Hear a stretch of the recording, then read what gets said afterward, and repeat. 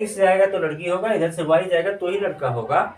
तो लड़का होगा या लड़की ये डिपेंड करता है फादर पे, मेल पे। तो लड़का होगा या लड़की, इसके चांसेस कितने हुए? 50%। लेकिन depend upon the father not mother. जबकि समाज में लड़कियों को, औरतों को ही दोष दिया जाता है, जबकि रिस्पॉन्सिबल कौन होता है? फादर, मेल, फीमेल नहीं।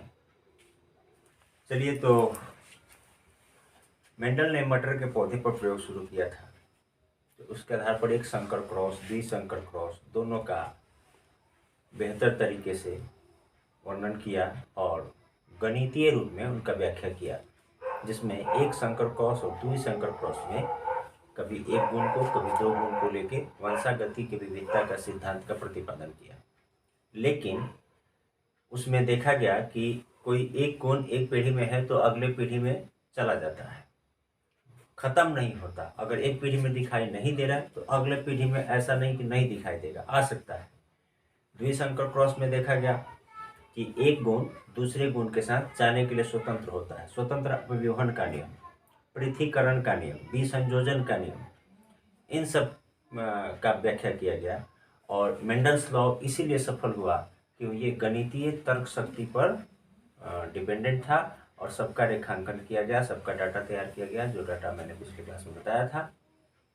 ऐसे कोई भी अगर जानकारी लेनी हो तो नीचे कमेंट में कहेंगे तो उसको अगले क्लास में खींच दिया जाएगा, बता दिया जाएगा। और डिस्क्रिप्शन में लिंक दिया जाएगा अगले वीडियो का भी, पीछे वाला भी लिंक रहेगा, आप देख सकते हैं।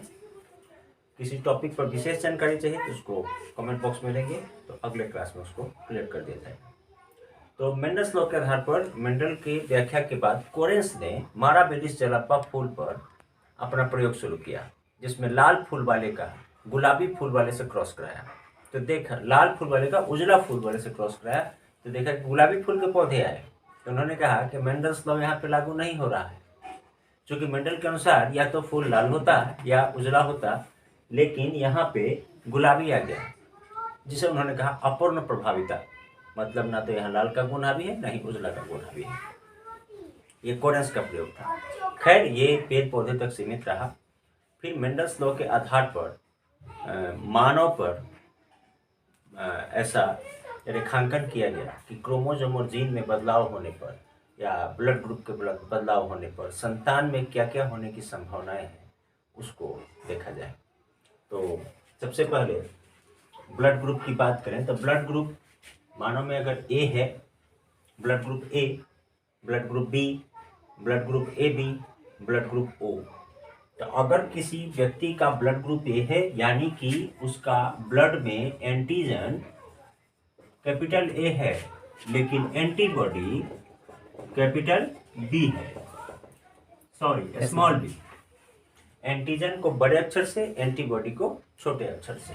एंटीजन दो होते हैं, ए और बी, और एंटीबॉडी दो होते हैं, छोटा ए और छोटा बी। अगर ब्लड ग्रुप किसी का बी है तो एंटीजन बी होगा और एंटीबॉडी ए होगा, उल्टा होता है। लेकिन जैसे ही ब्लड ग्रुप ए बी की बात करेंगे तो ए बी में एंटीजन दोनों होते हैं लेकिन एंटीबॉडी कोई नहीं होता। ब्लड ग्रुप ओ होगा तो एंटीजन कोई नहीं होगा और एंटीबॉडी दोनों होगा। ब्लड ग्रुप ओ सर्वदाता ग्रुप है, किसी को ब्लड दे सकता है, लेकिन कितना दे सकता है, एक लिमिटेशन होता है। ए बी सर्वग्राही होता है, सबका ब्लड ले सकता है, क्योंकि इसमें दोनों एंटीबॉडीज उपस्थित हैं। तो इसके आधार पर अगर माता पिता की बात करें तो माता पिता में माता का ब्लड ग्रुप और पिता का ब्लड ग्रुप क्या होगा और संतान का क्या हो सकता है और कौन सा ब्लड ग्रुप नहीं हो सकता है, इसका डिफिनेशन देखते हैं। माता का ब्लड ग्रुप ओ और पिता का भी ओ, जो भी हो, या पिता का हो माता का हो, तो ऐसे स्थिति में संतान का ब्लड ग्रुप ओ होगा, लेकिन ए बी और ए बी नहीं हो सकता, असंभव। और ये तो पेरेंट्स है भाई, जनक, एक माता और दूसरा पिता। यदि ब्लड ग्रुप ओ है माता का, ए है पिता का, या दोनों को फिर से आप चेंज कर सकते हैं, तो संतान का ब्लड ग्रुप O और A होगा, लेकिन B और AB नहीं होगा।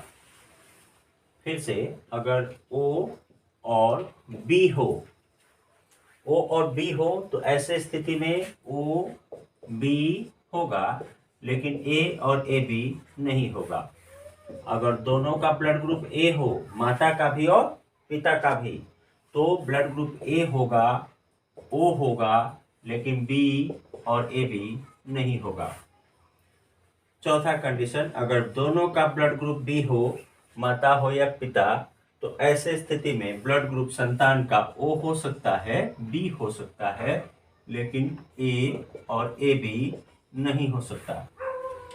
अगर ब्लड ग्रुप दोनों का A हो और B हो तो ऐसे स्थिति में O होगा, B होगा। देखिए, A भी हो सकता है, AB भी हो सकता है, कोई ऐसा ब्लड ग्रुप नहीं जो नहीं हो सकता है, सब के सब हो सकता है। कब?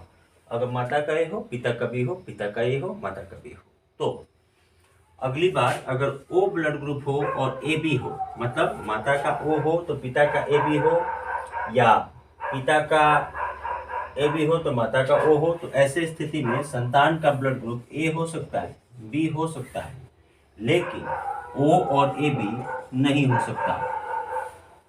इसी तरह A और AB होगा तो क्या होगा? ये माता का हो, ये पिता का हो, ये पिता का हो, ये माता का हो, तो A होगा, B होगा, AB होगा, O नहीं हो सकता। अगर B हो और AB हो तो ऐसी स्थिति में B होगा, A होगा, AB होगा, लेकिन O नहीं हो सकता। इसी तरह AB और AB, मतलब दोनों का, माता और पिता दोनों का AB ब्लड ग्रुप हो तो ऐसे स्थिति में भी O नहीं होगा, लेकिन बाकी सब हो सकता है। इसको एक बार डाटा को देखेंगे तो याद हो जाएगा, सब में आसानी है। O है तो O है, O और A है तो O और A होगा, O और B है तो O और B होगा।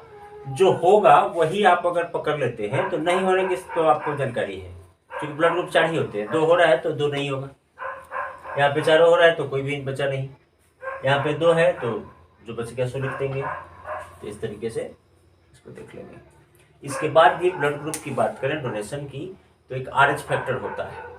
RH फैक्टर रिसेस बंदर से प्राप्त किया गया था, इसके वजह से उसको RH फैक्टर कहा जाता है। तो रिसेस बंदर से प्राप्त तौर पर जैसे A positive, B positive, A negative, B negative होता है, तो ऐसी स्थिति में RH फैक्टर की जांच की जाती है। प्रेगनेंसी के दौरान माता का ब्लड ग्रुप जांच कराना अति आवश्यक होता है, क्योंकि अगर माता का ब्लड ग्रुप के साथ साथ अगर RH फैक्टर पॉजिटिव है और बच्चे का भी पॉजिटिव हुआ जो गर्भ में पल रहा है, अल्ट्रासाउंड की मदद से पता लगा लिया जाता है, तो दोनों में कोई दिक्कत नहीं। अगर दोनों का नेगेटिव है तो भी कोई दिक्कत नहीं। अगर माता का पॉजिटिव हो, पिता का नेगेटिव हो, बच्चे का नेगेटिव हो, या माता का नेगेटिव हो, बच्चे का पॉजिटिव हो, अगर ब्लड ग्रुप में RH फैक्टर दोनों का वैरी कर रहे हैं, तो ऐसी स्थिति में प्रसव के दौरान प्लासेंटा से जैसे ही बच्चा अलग किया जाता है, माता और बच्चा दोनों का ब्लड एक जगह मिल जाता है, और ऐसे स्थिति में बच्चे या माता दोनों में से एक के मरने की संभावना बन जाती है। किसी एक को बचाया जा सकता है। ऐसे ही हालात में डॉक्टर बोलते हैं कि किसी एक को बचा सकते हैं, जच्चा या बच्चा। तो RH फैक्टर का जांच हो जाने पे उसकी एक अलग इंजेक्शन लगती है, दवा चलता है, तो जच्चा बच्चा दोनों सुरक्षित होता है। इसमें लापरवाही नहीं करना चाहिए। खैर, अब इसके आधार पर आगे देखते हैं। तो मेंडल्स लॉ के तरफ ही मानव पर आगे बढ़ते हैं, तो देखते हैं कि मानव में 46 क्रोमोसोम होते हैं, 46, यानी कि 23 जोड़ा क्रोमोसोम में 22 जोड़ा क्रोमोसोम एसेक्सुअल क्रोमोसोम होता है।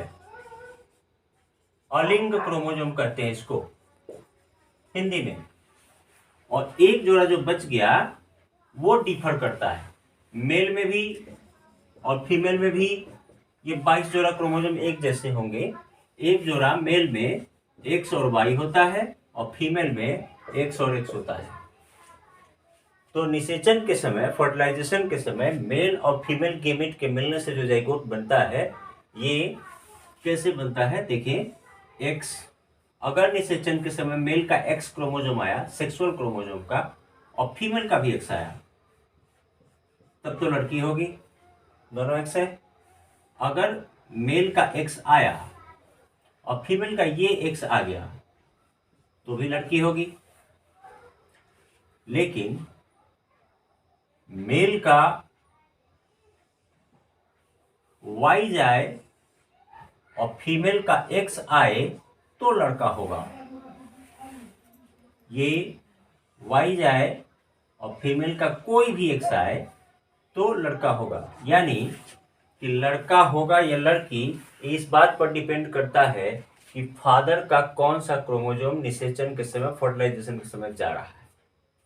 अगर फादर की तरफ से एक्स जाएगा तो फिर से ध्यान दें, फीमेल के पास तो केवल एक्स ही है, तो इधर से तो एक्स ही आने हैं, चाहे जो आ जाए।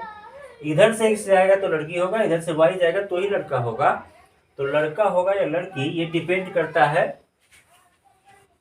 फादर पे, मेल पे, फीमेल पे नहीं। फीमेल के पास तो एक्स है, लड़का कब होगा जब वाई जाए। वाई कहाँ से जाएगा, मेल के पास से। तो लड़का होगा या लड़की, इसके चांसेस कितने हुए, 50%।